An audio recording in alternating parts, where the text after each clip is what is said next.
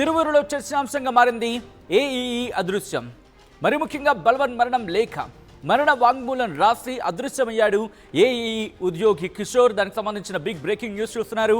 బదిలీ అయినా రిలీవ్ చేయడం లేదంటూ కిషోర్ మనస్తాపానికి గురయ్యాడు. తన మరణానికి ఎమ్మెల్యే కులుకుపూడి, ఇరిగేషన్ ఈఈ గంగయ్య, అలాగే డిఈఈ ఉమాశంకర్, ఏఎన్సీబీ శ్యాంప్రసాద్ కారణం అంటూ లేఖలో ప్రస్తావించాడు. ఇరిగేషన్ వాట్సాప్ గ్రూప్లో ఈ లెటర్ని పోస్ట్ చేసి అదృశ్యమయ్యాడు కిషోర్. కొద్ది రోజుల క్రితం గౌరవరంకు కిషోర్ బదిలీ అవ్వడం జరిగింది. బదిలీ అంశానికి సంబంధించి ఆ బదిలీ ఆపేలా ఉన్నతాధికారులపై ఎమ్మెల్యే కులుకుపూడి ఒత్తిడి తీసుకొచ్చాడంటూ కూడా ఆ అంశాన్ని తన లేఖలో ప్రస్తావించినట్టుగా చర్చ జరుగుతోంది. చివరిసారిగా ఖమ్మం జిల్లా పెనుపల్లిలో కిషోర్ లొకేషన్ ట్రేస్ అవ్వడం జరిగింది. ఈ నేపథ్యంలోనే ప్రస్తుతం ఈ అంశం తీవ్ర చర్చాంశంగా మారింది. ఆ కుటుంబం ఇప్పుడు ఆందోళన వ్యక్తం చేయడం జరుగుతోంది. తాను రాసిన ఆ మరణ వాంగ్మూలంలో కొన్ని కీలక అంశాలను ప్రస్తావించాడు. ఒక్కసారి ఆ లేఖను రఫ్గా మీకు చదివించే ప్రయత్నం చేస్తున్నాను. ఒక్కసారి మీరు చూడొచ్చు. ఆ లేఖలో ప్రస్తావించాడు, నా పేరు కిషోర్, అసిస్టెంట్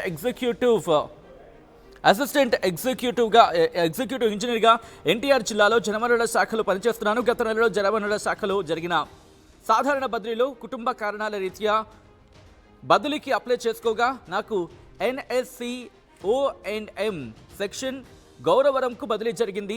సదరు బదిలీని అనుసరించి నన్ను 16/6/2025 నాటికి రిలీవ్ చేయవలసి ఉంది. కానీ ఆ తర్వాత నా బదిలీ రాజకీయ రంగు పులుముకుంది.